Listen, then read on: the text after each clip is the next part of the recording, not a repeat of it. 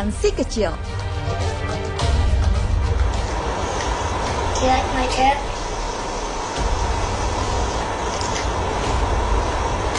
I got it for my birthday. 6. Do you live here?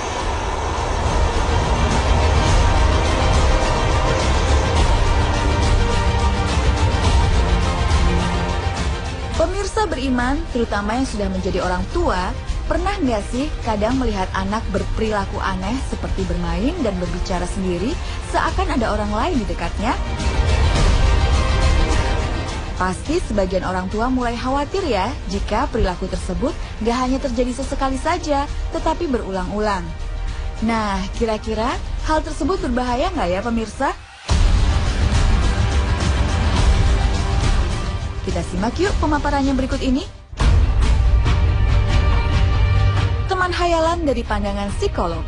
Menurut seorang psikolog sekaligus pendiri Irma & Co Child and Family Psychological Services, Irma Gustiana Andriani MPSI, para orang tua tak perlu merasa khawatir yang berlebihan apabila anaknya memiliki teman hayalan. Karena menurutnya, teman hayalan yang dimiliki anak di usia balita adalah fase perkembangan yang wajar. Beberapa anak yang memiliki teman hayalan dapat mendeskripsikan seperti apa sosok imajiner tersebut, baik secara fisik maupun perilakunya. Bahkan ada juga yang bisa menjelaskan secara detail bahwa ia mendengar atau menyentuh teman hayalannya tersebut. Sebuah penelitian yang dilakukan Marjorie Taylor dan Stephanie M. Carlson dari Fakultas Psikologi University of Washington menyimpulkan 2 dari 3 anak usia 7 tahun pernah memiliki setidaknya satu teman hayalan. Dan biasanya nih pemirsa, teman hayalan paling sering muncul di rentang usia 3-5 tahun.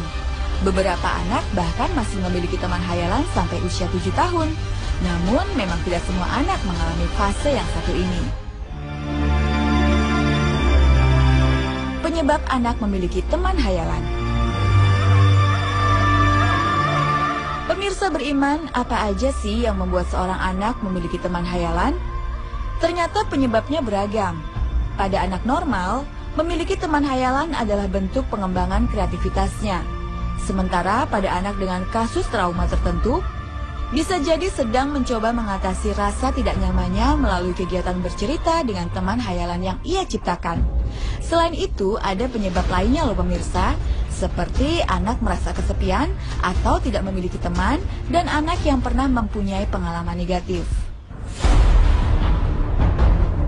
Lalu, bagaimana cara menyikapi teman hayalan anak?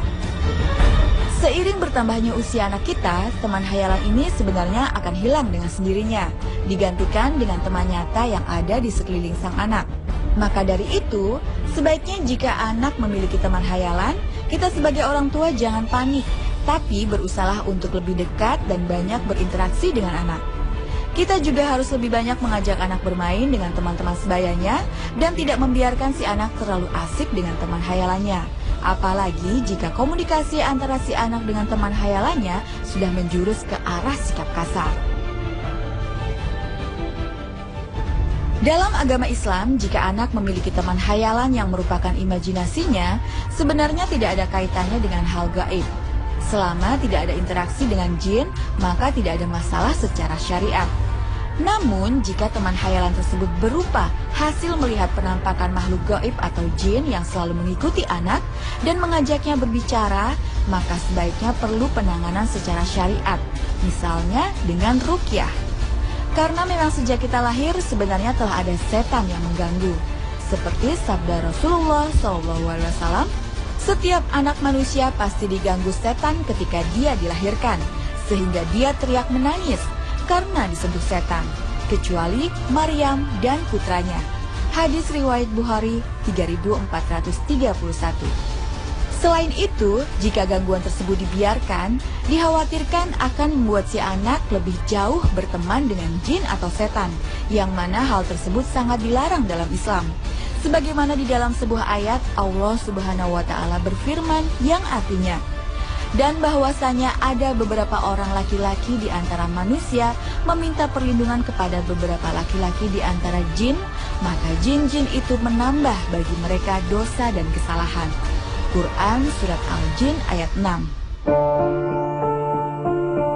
Pemirsa beriman, bagaimanapun juga memberikan perhatian yang penuh kepada anak-anak kita dan selalu mengajarinya tentang pendidikan agama Islam adalah hal terbaik yang harus dilakukan orang tua. Kita juga harus senantiasa mendoakan anak-anak kita agar dijauhkan dari gangguan jin dan setan.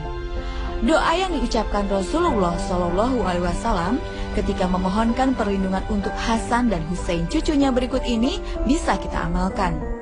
U'idzuka bikalimatillahi tammatin min kulli syaitanin wa hammatin wa min kulli ainil lammah. Yang artinya, aku memohon perlindungan dengan kalimat Allah yang sempurna untuk kalian berdua dari gangguan setan dan binatang berbisa dan dari pandangan mata ain yang membuat sakit. Hadis riwayat Bukhari nomor 3371 dan Abu Daud nomor 4737.